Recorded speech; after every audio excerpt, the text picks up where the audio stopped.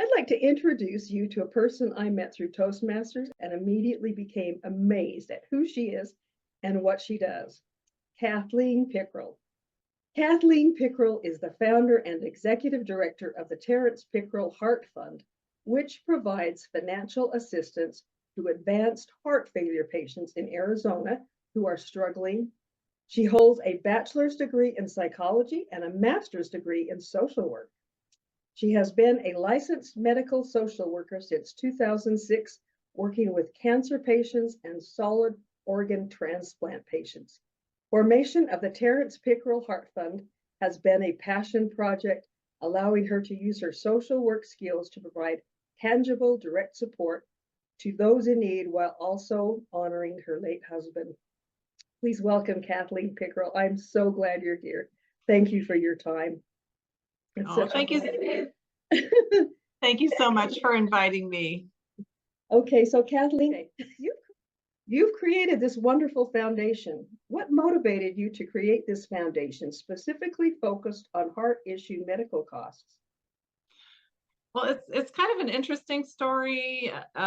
I'll start with the social work part first, and then go into the personal tie-in. As you mentioned, I've been a medical social worker for many, many years, primarily in cancer. But then 2 years ago, I shifted over to becoming the heart transplant social worker at our local hospital. And as I was applying for the job, it hit me. I could create a nonprofit to help these people with basic needs, because working in the cancer world, I saw how devastating a life-threatening illness can be financially, and there's not a lot of help for just the basic necessities of life when you're struggling, when you're out of work, you can't pay your bills, you need food, you need your rent, and there's not a lot of foundations that provide that, basic necessity.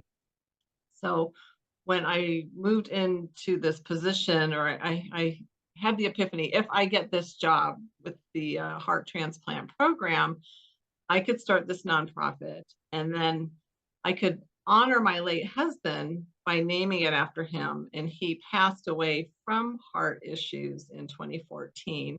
So it's a great way to help those who are truly in need, but also honor my late husband.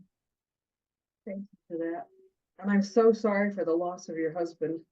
I'm sure that he'd be so proud and impressed with what you've done. Oh. Can you elaborate on what made you want to focus on making a difference at this stage in your life? I've thought about this question since you gave it to me ahead, and so many things. I think people think about this phase of life, 50s, 60s, maybe even 70s, as kind of slowing down, maybe thinking about retirement, and maybe not thinking about it as like the next phase, what can I do? But really, your 50s, at least for me, and I know a lot of other people, especially women, they've been focused on family and job, and there's not a lot of bandwidth or time to really think about what you'd like to do as far as giving back to the community, or just helping outside of just your little sphere, because you're so wrapped up in supporting the family and all of that. And so this is a really nice time to actually think about, wow, for a lot of us, we have a little more bandwidth, a little more time, a little more knowledge of how we can help, and also of ourselves, what we want. What's our passion? Is it pets? Do we love pets, or do we want to help animals? Or have we had some trauma in our lives or difficulties that we can now go out and help other people? So I think really that's part of it, was just having time and bandwidth to think, what can I do? And then what do I want to do? And how can I help? I feel like I always have to have some sort of purpose in my life.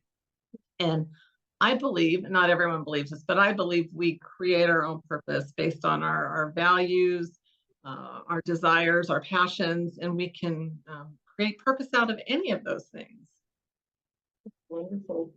Thank you for that. Can you share a story, or can you share a story of someone whose life was impacted by your foundation's assistance?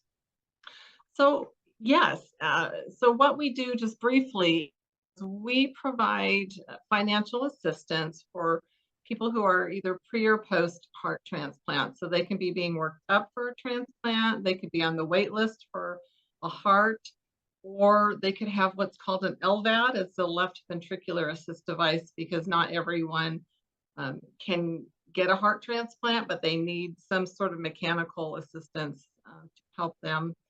And then people who are post-transplant still struggle a lot. A lot of them can't go back to work, or, there's a lot of financial difficulties. So we provide financial assistance for things like paying rent, utilities, gas, medication, medical bills, just the basic things to survive, really.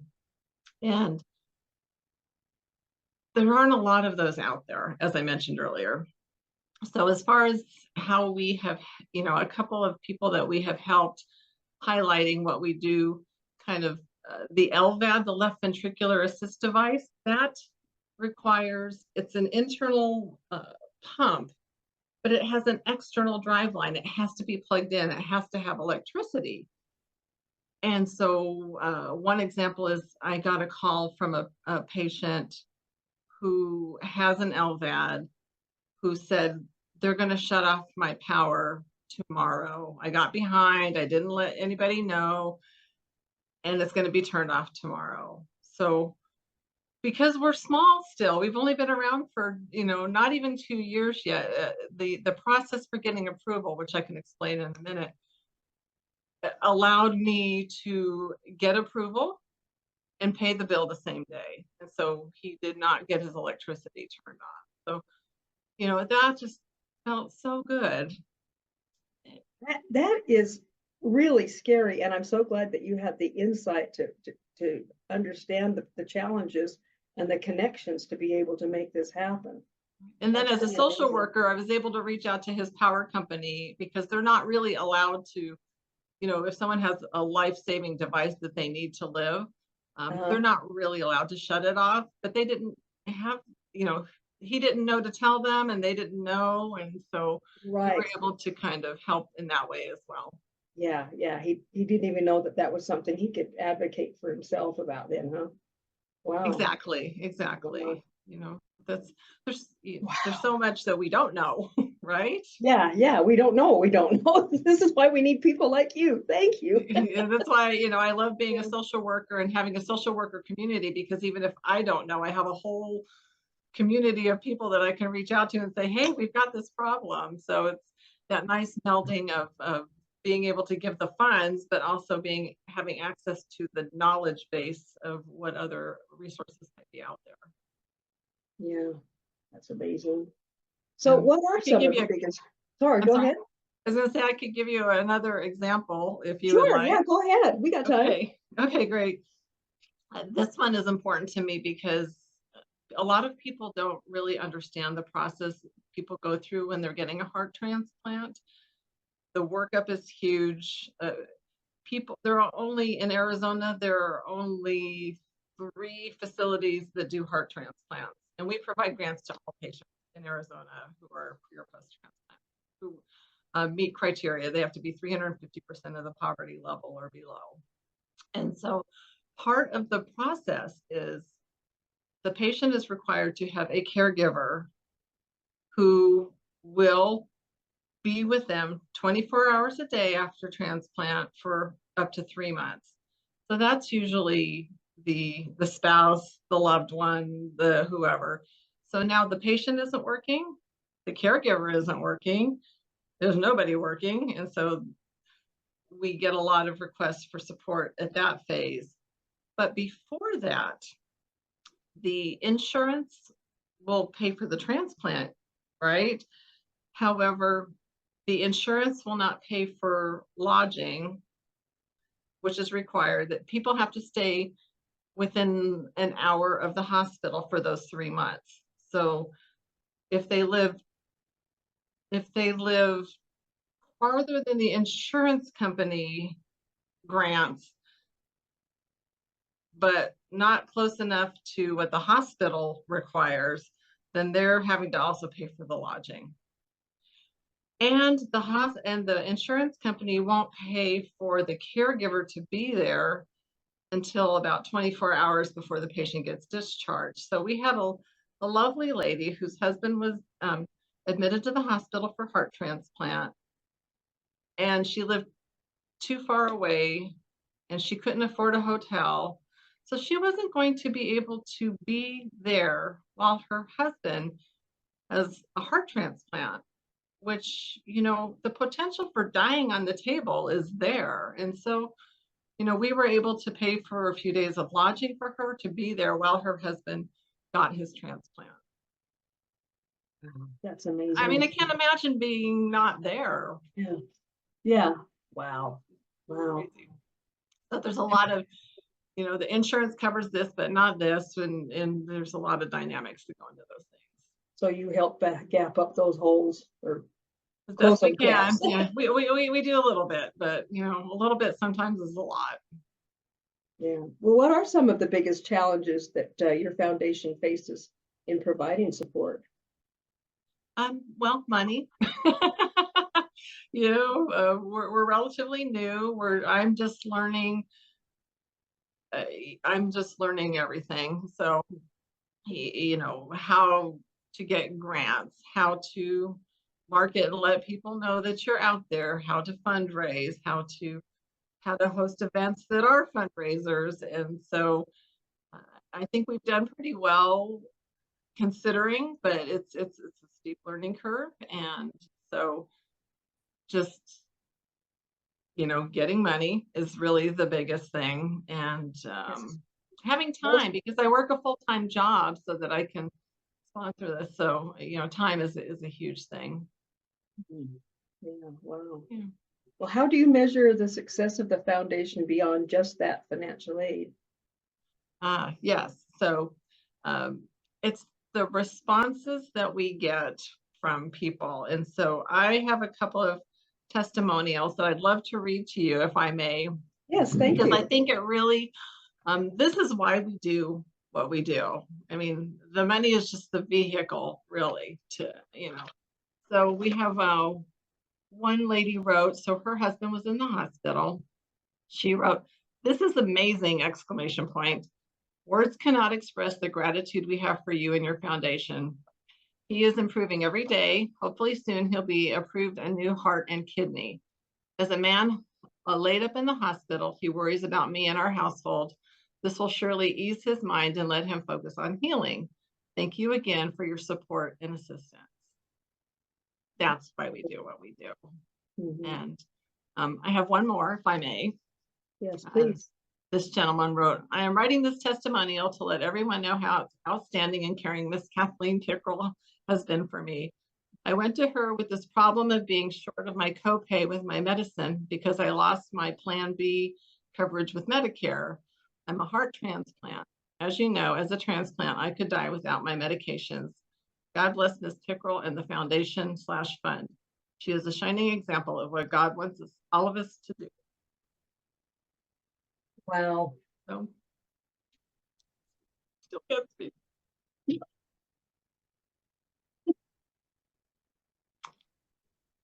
Wow. What an amazing legacy, Kathleen. You're amazing. Thank you. Thank you. Thank you. Ah, wow. Okay. This is so inspiring. Thank you. So what are your hopes and dreams for the future of the foundation? Well, here's my goal, which you have to have a vision of where you have to know where you are and then where you want to be so you can get there. And so here's right now we give up to $500 per person. And so my goal is to eventually have enough money to make it 1,000, because, you know, 500 is great, but it only goes so far. So 1,000 would be great. I also want to be able to expand the second part of our mission, which is to promote heart health through community outreach and education. So have events that are not really related to raising funds, but to going out in the community and just raising awareness of maybe some simple ways that people can not need heart medication or heart help. Yes, this is another big one.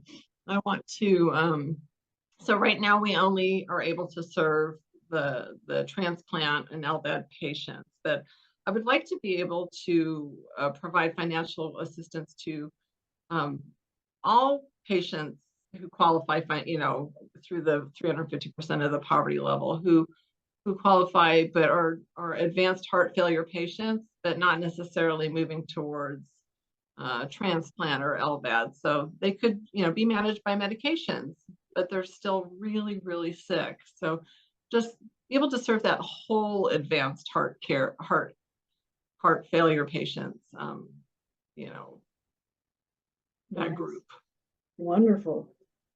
What advice would you give to others who are considering starting a foundation in their later years, or 50s or Yeah. 60s or 70s? Well, whether it's, the thought of starting a foundation or joining a foundation and promoting their growth, just do it. Number one, don't let fear get in the way. Don't let feeling like you don't know enough or have enough to give. I didn't know anything about starting a foundation, a nonprofit. I just thought, I'm going to start a nonprofit. and then you learn what you don't know along the way, but just do it. And as you do it, you look for mentors. I need to know more about fundraising, so I reach out and talk to people who have done it and learn from them. You just soak in other people's knowledge. As somebody else, I think it's Cody Sanchez, says, learn from other people's 10,000 hours. You don't have to put in the 10,000 hours. You just have to learn from their 10,000 hours. And I also think this is an important concept that I'm learning more and more. Who, not how. Who is your who? Who can help you get where you want to go, learn what you want to learn, rather than how am I going to get there? And there is a book called Who, Not How by Dan Sullivan, and that can walk you through that. So you know what you want, but it's really the who you bring into your sphere that actually helps that to happen. And, don't feel like, if things aren't working out or, initially, you have to, there's no failure. There's only learning. There's shifting. We were talking before we went on about how, you start something and then it shifts sometimes into something different, but that's okay. That's part of the process. And that's part of being an entrepreneur is you have your vision and then you just keep tweaking and you keep learning and you keep refining and what works. And really, that's really who, not how is huge. Don't give up if this is something that's really important to you. But definitely pick something that's important to you, because it isn't necessarily super easy. It takes a lot of time. So something that you're passionate about. And like I said, not everyone has to actually start a whole nonprofit or a foundation. If there's something that's already happening, another one that's, in something that you're interested in, join up, be involved. That's how we change the world. Wonderful. That is so wonderful. You've totally inspired me, because it's just like, well, blah, blah, blah. And now this is what I got to do. I just got to find a foundation and, we'll continue this conversation offline. Absolutely. Yes. Always happy to. Yeah. Is there anything specific you'd like the community to know about the foundation or the challenges faced by those with heart issues? I've already highlighted a little bit about the challenges faced, needing a caregiver. Not everyone who needs a heart transplant or an LVAD actually gets one, because they have to qualify in so many ways. It's interesting. You have to be healthy enough otherwise to get a transplant. You know, your other organs have to be okay, which when your heart isn't pumping very well, a lot of times your other organs are suffering. And so you may not qualify medically. You know, your heart may be sick enough, but your body may be too sick. And financially, if you know, even though your insurance may cover it, how are you going to pay for your other bills? Like if your spouse has to stop working, that kind of thing. And just how traumatic being ill can be, especially it's interesting how many people are fine one day, living their life, working their job, taking care of their family, and the next day they are in the hospital being told you have heart failure. It I'd never really thought about it before because you think, oh, you know, it's a trajectory. And for a lot of people it is. But for some people, it's a bam, here you go. And now you've got to, you know, maybe you've never been sick a day in your life. Now you have no coping skills around being ill. It's really challenging. You know, there's a lot of mental work to be done and a lot of support that needs to be had. So, and then if I may, on the side of, you know, what we're trying to do, we want to promote heart health so that people don't wind up in that situation. Just a couple of simple things that you can do to not let it get to that point. And the easiest one is check your blood pressure on a regular basis. You know, you can get a cuff at, you know, Walgreens for like 20 bucks or something. Check it once a week because it's a silent killer. You will not know that you have hypertension, high blood pressure. You can't just tell, you know, by how you feel. So check it. And hypertension, a lot that contributes to it is sodium intake. And I hear a lot of people say, well, I don't put salt on anything. You're still taking in a lot of sodium. Look at the packaging on everything you buy and just start to notice. You don't even have to make a change in your life yet. Just start to notice. Oh, it's insane. The condiments are terrible. I did a little presentation recently, and I highlighted how much sodium was just in a ham sandwich that you put together with the bread, the ham, the cheese, the mustard, and the mayo, and it was about half your daily intake. Yeah, that's Now, is that based on like the 1,500 milligram of sodium per day kind of a? I think it's 2,300 is by the American Heart Association. Oh, okay. I don't have the exact number, but I think Okay. the sandwich was about I think the sandwich was about 1,300 milligrams, right? Oh, that's insane. So if your doctor says keep it 1,500 or less, then yeah, wow. Yeah, I know. And then I picked on in my little presentation, I picked on Olive Garden, but you know, any restaurant you go to, and it's like, oh, you're going to be healthy and eat the salad and the soup for dinner. Well, you that's your whole day's intake right there. Right. Yeah. So Interesting. yeah, just start to notice what your body's doing by taking your blood pressure and notice what you're buying. And you don't have to make a change yet. It's just starting in that contemplation stage, just looking at it, just thinking about it. Yeah. That's what is said talked about in the book Atomic Habits. Yeah, Yes. to just begin, you know, there's that initial awareness, and then you can get closer and closer and closer to it. And yeah, it's great. Yeah, I highly recommend that book. That's an awesome book. Yeah, I love it so much. I typed up all the wonderful summary bullet items at the end of every chapter. Beautiful. So coming up, are there any specific fundraising events or initiatives you'd like to highlight? Well, right now we don't have any fundraisers on the books. We do have our annual fundraiser, which we just had in May, which is a trivia night and raffle, and wildly successful. So I'm happy to, when we put in the show notes, I'll just put a link to our website. If people, I'll give you the links to our social media, which will highlight upcoming stuff as we go. We're Excellent. thinking about maybe doing a walk in the fall. We haven't put that together yet. And a big thing that's been really helpful to us just this last fall, we were granted status to receive the Arizona Charitable Tax Credit.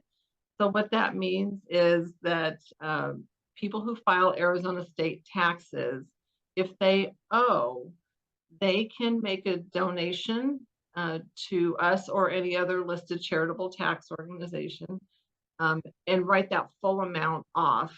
So if you owe $500 to the state and you give it to us or another nonprofit, you take that full amount off your taxes. So it really actually costs you nothing extra. And I wrote it down. So for 2024, for an individual, it can be up to $470. And then married filing jointly, it's $938. So we made a fair amount of funds from that, and that was so helpful. And I love it because it costs people nothing extra. They're, they don't have to. So rather than pay the taxes, they pay it to you. Right. It's not a deduction, which only gives you a percentage. It's a full flat amount, which is amazing. Wow, which really, I mean, it's paying your taxes towards your values, which is Exactly. what Yes. I'm on board with. Exactly. And there's you can go online and you can Google it online, Arizona charitable tax organizations. Okay. And there's a list of a whole bunch of us. So, if you're passionate about heart health, we would love to get your money. If you're passionate about, um, animals, there are several, animal organizations, whatever. Yeah. Send your money to your values. Absolutely. Great. Excellent. Yeah. So how can people get involved in supporting the foundation beyond the donations? Yeah, we really are trying. We haven't been super great about our social media, but we're getting ready to gear that up. So if people can just, follow us on our Instagram or our Facebook page, which we can put in the show notes. Uh, if you Facebook the Terrence Pickrel Heart Fund, it should come up on Facebook. But we really want people to follow us. So as we're doing things, and we want to also put out some educational stuff on our channels. And we're also going to be starting a blog here in the near future. So if you have questions or ideas or thoughts you would love to hear about or read about in a blog, please let us know, and we'll try to incorporate all your questions and or interviews you would like to see with certain people in the industry. We will try to hunt them down. So that would be really helpful to us as well. Excellent. Yeah. Before our interview, you mentioned that you have a book. Can you tell me more about that? Yes, I do. It's a long title. It's called "It Is What It Is, Now What: A Guide for Getting from Where You Are to Who You Want to Be." And it's really a workbook that helps people who may be stuck a little bit, maybe don't know what they want to do with their lives, or they know they need a change and they're not sure. And it's just a little book that has exercises. It's, you read a little chapter, you do the exercise. I have an example from my own life as a guide for doing the exercise. And I love it. oh, thank you. And how can we buy this book?